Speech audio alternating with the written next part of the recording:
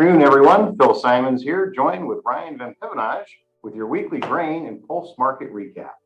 Well, let's start off with an update from the pulse market with Ryan. Well, Ryan, I can tell you that the grain markets felt like they took the week off as there was a complete lack of fresh fundamental information this week. So what's been going on in the pulse market? I think we've seen a lot of the same this week, coming off the holiday here, kind of recapping a little bit on each market.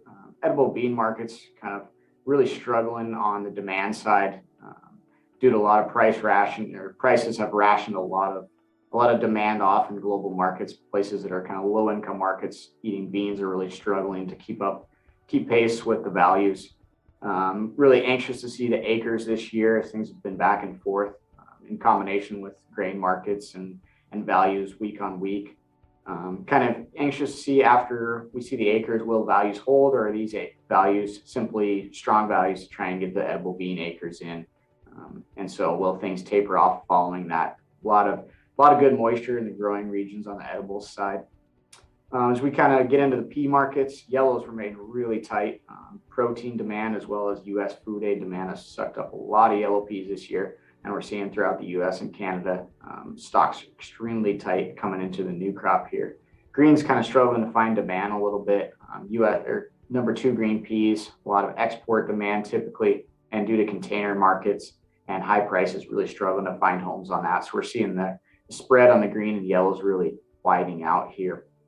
Lentils, kind of a little bit of back and forth demand rationing due to not only high prices, but the container market has really struggled to get fluid movement, which has really hurt demand, and people having to find replacement just simply on a stocks basis in local markets.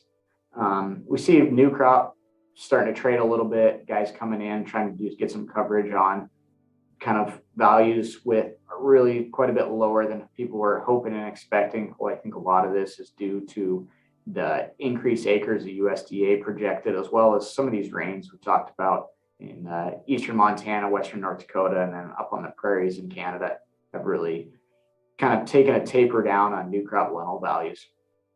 I think chickpeas kind of have some really pop in them here lately. We've seen that large decrease in acres projected by the USDA, kind of hearing similar rumors out of Canada on acreage.